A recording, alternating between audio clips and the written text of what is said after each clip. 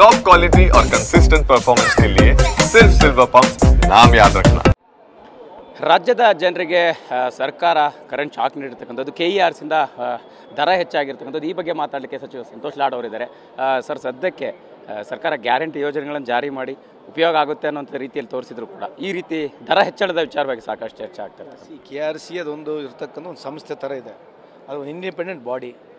ಎಲ್ಲ ಸರ್ಕಾರಗಳಲ್ಲಿ ಎಲ್ಲ ಸಂದರ್ಭದಲ್ಲಿ ಏರ್ ಆನ್ ಏಜ್ ಇನ್ಕ್ರೀಸ್ ಇದ್ದೇ ಇದೆ. ಸೊ ಇದು ಏನಾಗುತ್ತೆ ಅಂತಂದರೆ ಪಿಕ್ ಆ್ಯಂಡ್ ಚೂಸ್ ಇದೆ ನೋಡ್ರಿ. ಯಾವುದೇ ಒಂದು ಚರ್ಚೆ ಮಾಡೋಕ್ಕಲ್ಲಿಗೆ ಎಲ್ಲ ಸರ್ಕಾರಗಳು ಬಂದಾಗ ಪ್ರೈಸ್ ಇನ್ಕ್ರೀಸ್ ಆಗೇ ಆಗುತ್ತೆ. ನಾವೆಲ್ಲ ಪ್ರೈಸ್ ಇನ್ಕ್ರೀಸ್ಗೆ ಏನು ಮಾಡ್ತಾ ಇದ್ದಾರೆ, ಇದು ಗ್ಯಾರಂಟಿಗೆ ಪ್ರೈಸ್ ಇನ್ಕ್ರೀಸ್ಗೆ ಮ್ಯಾಚ್ ಮಾಡ್ತಾನೆ ಹೋಗ್ತಿದ್ದಾರೆ. ಈ ನೆರೆಷನ್ನೇ ಮಾಡಬಾರ್ದು ಅಂತಕ್ಕಂಥದ್ದು ನಮ್ಮ ಮನವಿ. ಎಲ್ಲ ಸರ್ಕಾರದಲ್ಲಿ ಆ ಸರ್ಕಾರದಲ್ಲಿ ಕೂಡ ಆಗಿಲ್ವ ಇನ್ಕ್ರೀಸು?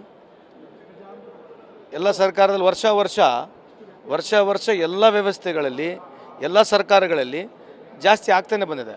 ಅಬ್ನಾರ್ಮಲಿ ಏನಾರ ಜಾಸ್ತಿ ಹೈ ಆಗಿದೆ ನಾವು ಚರ್ಚೆ ಮಾಡ್ಬೋದು, ಅದಕ್ಕೊಂದು ಮಾನದಂಡಗಳಿರ್ತವೆ, ಅದ್ರ ಪ್ರಕಾರ ಮಾಡಿರ್ತಾರೆ ಅಂತ ಹೇಳಕ್ಕೆ ಹೆಚ್ಚು ಬಯಸ್ತೇನೆ. ಸರ್, ಈಗ BJP ಅವರು ಆರೋಪ ಮಾಡ್ತಾ ಇರ್ತಕ್ಕಂಥದ್ದು ಅಂದರೆ ಒಂದು ಕೈಲಿ ಕೊಟ್ಟು 10 ಕೈಲಿ ಕಿತ್ಕೊಳ್ತಾ ಅಂತ ಕೆಲಸ ಆಗ್ತಾ ಇದೆ ಅನ್ನೋಂಥ ರೀತಿಯ ಸರ್, ಅದು ನೀವು ಒಪ್ತೀರಾ?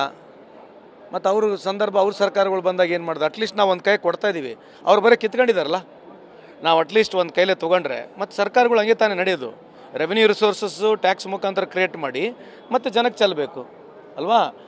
ಒಳ್ಳೆಯ ನೀರು ಒಳಗೆ ಚೆಲ್ಲಬೇಕಂತ ನಾವು ಸಮಗ್ರವಾಗಿ ಎಲ್ಲೇ ಟ್ಯಾಕ್ಸ್ ತೊಗೊಂಡ್ರು ಕೂಡ ಅದನ್ನು ದುಡ್ಡು ಮತ್ತು ಜನಕ್ಕೆ ವಾಪಸ್ ಕೊಡ್ತಾ ಇದ್ದೀವಿ. ಇವರೆಲ್ಲಿ ಕೊಟ್ಟರಂತೆ, ಇವ್ರು ಯಾಕೆ ಗ್ಯಾರಂಟಿಗಳು ಕೊಡಲಿಲ್ಲ?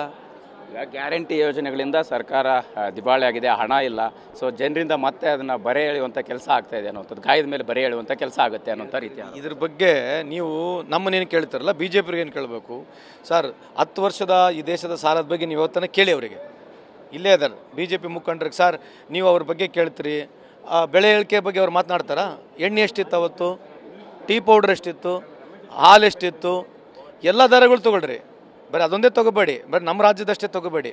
BJPಲಿರ್ತಕ್ಕಂಥ ಎಲ್ಲೆಲ್ಲಿ ರಾಜ್ಯಗಳಿದ್ದಾವೆ ಅಲ್ಲಿರ್ತಕ್ಕಂಥ ದರ ಕರ್ನಾಟಕ ರಾಜ್ಯಕ್ಕೆ ನೀವು ಚೆಕ್ ಮಾಡಿ ನೋಡಿ. ಕೇಂದ್ರ ಸರ್ಕಾರದಿಂದ ಆಗ್ತಕ್ಕಂಥ ದರ ಏರಿಕೆಗಳ ಬಗ್ಗೆ ಚರ್ಚೆ ಮಾಡಿ.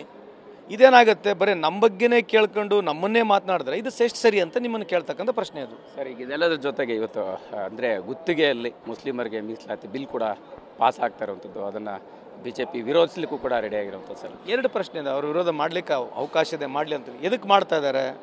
ಒಂದು ಶೆಡ್ಯೂಲ್ 1ನಲ್ಲಿ 105 ಸಮಾಜಗಳು ಬರ್ತವೆ ಶೆಡ್ಯೂಲ್ 1ನಲ್ಲಿ. ಶೆಡ್ಯೂಲ್ 2A ಸುಮಾರು 95 ಸಮಾಜಗಳು ಬರ್ತಾ ಇದ್ದಾವೆ. ಸುಮಾರು 200-205 ಜನಕ್ಕೆ ಸಮಾಜಗಳಿಗೆ ಈ ರೀತಿಯಾದಂಥ ಅವಕಾಶ ಇದೆ. 2Bನಲ್ಲಿ ಯಾರಿದ್ದಾರೆ? 2Bನಲ್ಲಿ ಮುಸ್ಲಿಮರು ಬರ್ತಾರೆ. ಸೊ 2Bನಲ್ಲಿ ಬರ್ತಕ್ಕಂಥ ಮುಸ್ಲಿಮರು ವಿರುದ್ಧವಾಗಿ ಇವರಿದ್ದಾರೆ. ಮತ್ತು ಇವರಿಗೆಲ್ಲ ಕೊಟ್ಟಿದ್ದೀವಲ್ಲ ಇಷ್ಟು ವರ್ಷ, ಅವರು ಕೊಟ್ಟಿದ್ದಾರೆ, ನಾವು ಕೊಟ್ಟಿದ್ವಿ. ಯಾಕೆ ಮುಸ್ಲಿಮರು ಈ ದೇಶದವ್ರಲ್ವ ಅವರು? ಅವ್ರಿಗೆ ಯಾವುದಕ್ಕೂ ಆಯಿತು. 2ನೇದು ಹೋಗೋಣ. ಇವರು ಕೇಂದ್ರ ಸರ್ಕಾರದಲ್ಲಿ ಎಕನಾಮಿಕಲ್ ವೀಕರ್ ಸೆಕ್ಷನ್ಗೆ 10% ರಿಸರ್ವೇಷನ್ ಕೊಟ್ಟರು. ಅಂದರೆ OBCಗಳು ಯಾರು, SC ST ಯಾರು ಬಿಟ್ಕೊಂಡು ಯಾರು ರಿಸರ್ವೇಷನ್ ಕ್ಯಾಟಗರಿಯಲ್ಲಿ ಬರೋದಲ್ಲ ಅವರಿಗೆ 10% ಎಕನಾಮಿಕಲ್ ವೀಕರ್ ಸೆಕ್ಷನ್ ರಿಸರ್ವೇಷನ್ ಕೊಟ್ಟಿದ್ದಾರೆ. ಇವ್ರು ಯಾರು? ಇದ್ರ ಬಗ್ಗೆ ಯಾಕೆ ಹೋರಾಟ ಮಾಡಬಾರ್ದು? ನೀವು ಇದ್ರ ಬಗ್ಗೆ ಯಾಕೆ ಚರ್ಚೆ ಮಾಡಬಾರ್ದು? ಅಲ್ಲ, ಇದ್ರ ಬಗ್ಗೆ ಯಾಕೆ ಚರ್ಚೆ ಆಗಬಾರ್ದು ಅಂತ ನನ್ನ ವಾದ. ಅವ್ರು ಹೇಳ್ತಾ ಇರ್ತಕ್ಕಂಥದ್ದು ಅಂದರೆ ಈಗ ಮುಸ್ಲಿಂ ಸಮುದಾಯವನ್ನು ಓಲೈಸ್ಲಿಕ್ಕೆ ಮಾತ್ರ ಸರ್ಕಾರ ರೆಡಿ ಆಗ್ತಾ ಇದೆ ಅನ್ನೋಂಥದ್ದು ರೀತಿ. ಓಲೈಸ್ತಕ್ಕಂಥದ್ದೇನು? Are they not part of this country? ಈಗ ಉಲ್ಟಾ ಹೋಗೋಣ. ಈಗ ಆಸಿಂ ಪ್ರೇಮ್ಜಿ ಅವರು 1500 ಕೋಟಿ ತತ್ತಿ ಕೊಟ್ಟಿದ್ದಾರೆ. ಅವ್ರು ಈ ದೇಶದವರಲ್ವಾ? ಒಬ್ಬ ಆಸಿಂ ಪ್ರೇಮ್ಜಿ ಅವರು ನಮ್ಮ ರಾಜ್ಯ ಸರ್ಕಾರಕ್ಕೆ ಈ ರೀತಿ ಎಲ್ಲ ಸಮಾಜದಲ್ಲಿ ಎಲ್ಲ ವರ್ಗದ ಸಮಾಜದ ಜನರು ಈ ದೇಶಕ್ಕೆ ಕಾಂಟ್ರಿಬ್ಯೂಟ್ ಮಾಡ್ತಾನೆ ಇದ್ದಾರೆ.